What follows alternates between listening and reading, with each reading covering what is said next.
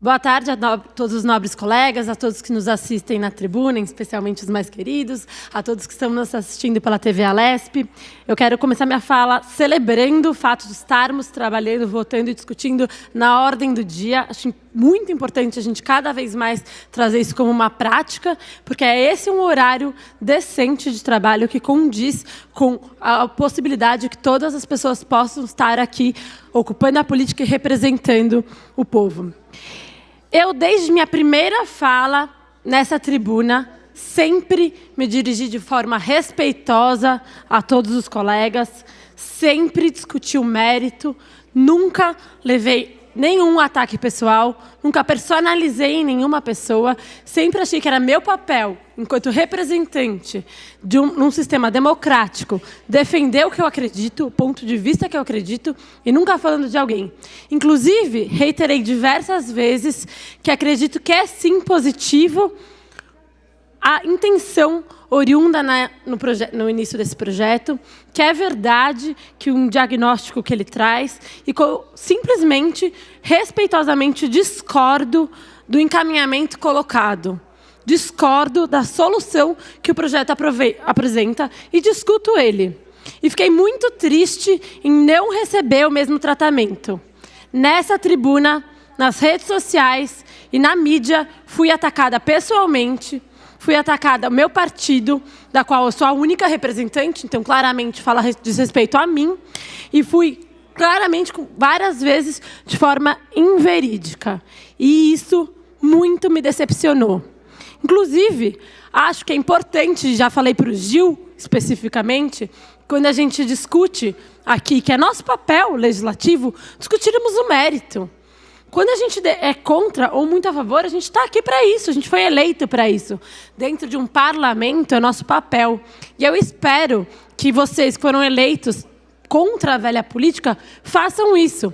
Se eu colocar um projeto de lei que proíbe todas as armas no estado de São Paulo, que eu adoraria fazer, inclusive, eu espero, Gil, que você suba aqui e obstrua, eu espero que você seja contra, eu espero que você dialogue, porque eu sei que isso é um projeto muito caro a você, é um tema caro, e a gente vai discordar no mérito, mas nunca de forma pessoal. E eu fiquei muito triste de ter que começar a minha fala trazendo pontos na qual eu fui citada pessoalmente que não falam do mérito.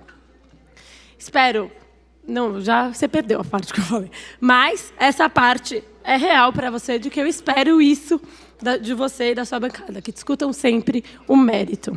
Então, o primeiro ponto que eu quero começar a trazer, de qual eu fui citada, e que não é verdade, é que essa é uma ideologia de esquerda que é contra aprovar esse projeto. Isso não é verdade, porque durante todo o processo de obstrução e discussão, mais de 10 partidos se envolveram em algum momento, de todos os espectros políticos.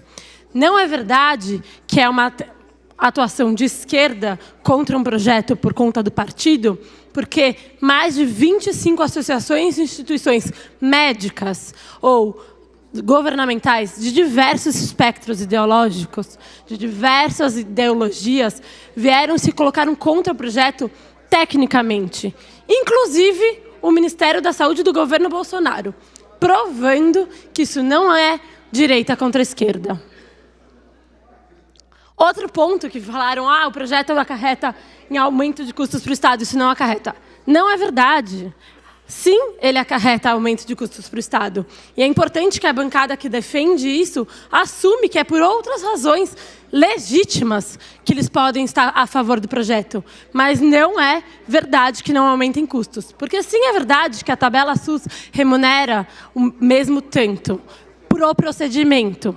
Porém, as cesáreas têm maior tempo de internação, 72 horas versus 48 horas, tem maior número de medicamentos e profissionais que são utilizados e tem isso aumenta em torno de 24% de estimativa o custo. Isso sem contar a chance de maior risco de infecção, antibióticos e reinternação, que acontece muito mais frequentemente. 600% maior o risco de infecção de utilização de antibióticos. Isso já fala de qual é o risco que a gente está colocando essas mulheres e esses bebês, priorizando a cesárea, estimulando o maior número de cesáreas. As mulheres que votaram não a esse projeto votaram contra a anestesia da parturiente em rede pública.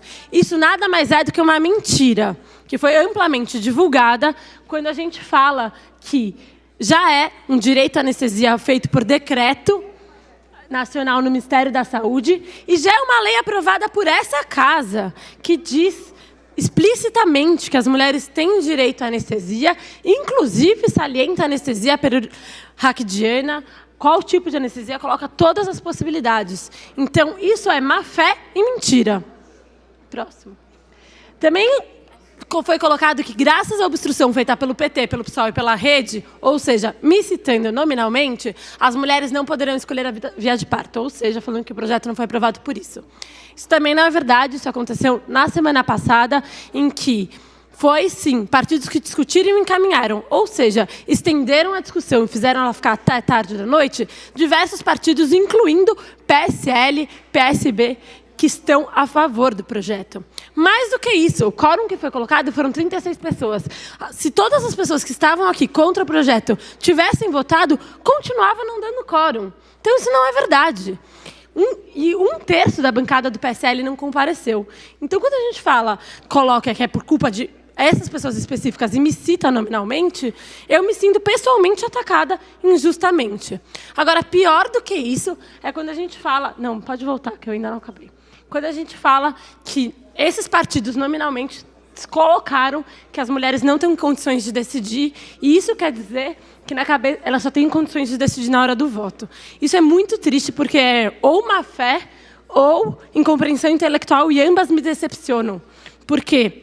Nenhum momento eu disse isso, e mais do que isso, às vezes que a gente disse que não existe a real condição de escolha, não é porque a mulher não tem competência, isso está óbvio, é simplesmente porque hoje já é direito à anestesia e a anestesia não está colocada. Hoje já é direito ao acompanhante e o acompanhante não está colocado. Hoje já é direito da mulher ela ter a opção da informação completa sobre o seu caso, e isso não está colocado. Quando a gente diz isso, quer dizer que é disso que a gente está falando. Não que ela não tem competência para tomar a escolha. E isso eu fiquei muito, muito chateada. Mas segue a apresentação. A outra coisa que eu quero direcionar diretamente ao Barros, que eu não sei se está aqui, Barros Munhoz, que é um deputado que eu super admiro e entendo, e parabenizo pela discussão no mérito do projeto que o senhor vem fazendo, quando o senhor traz que, sim, o médico que não quiser fazer por procedimentos técnicos uma cesárea poderá simplesmente escrever no prontuário.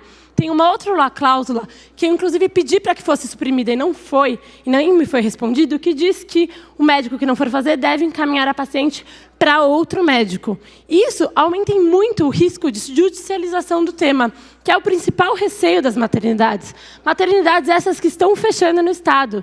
Nos últimos 10 anos, a gente fechou 20 maternidades, o que dificulta muito as mulheres a terem pronto atendimento, aumenta, sim, o risco de anóxia dos bebês, aumenta o risco de não terem eles atendidos, porque as maternidades não querem mais ser judicializadas. E a questão obstétrica é uma das que teve maior aumento da judicialização no Brasil. E esse é o maior medo e risco que esse projeto vai proporcionar. Faltam leitos para gestantes, e isso é realmente o grande problema desse projeto, na minha visão. E, de novo, a gente não está falando de nada mais do que a segurança, a saúde e a proteção das mães e dos bebês. É disso que a gente está falando quando a gente diz que a cesárea, que é maravilhosa, que salvou milhares de vidas, deve ser uma orientação médica. Porque ela, nas maternidades que têm poucos leitos para a cesárea, tem que estar disponível para a mulher que precisar de uma urgência. Ela tem que ser feita com respeito, porque são 7 camadas que são cortadas. Aumenta o risco de infecção e aumenta em risco. 20% maior de chances de mortalidade materna, maior risco de infecção puerperal, ferida cirúrgica, 8 vezes mais chance de lesão no intestino. E essa semana, uma mulher em São Paulo morreu por conta de uma cesárea que foi mal feita e cortou o intestino dela. Uma cesárea desnecessária, diga-se de passagem, no hospital em Itaquera. E também aumenta o risco do bebê. 37% maior chance de ter anóxia em cesáreas.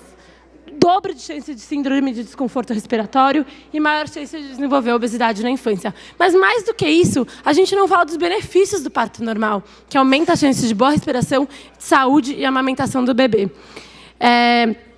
Obrigada pela fala.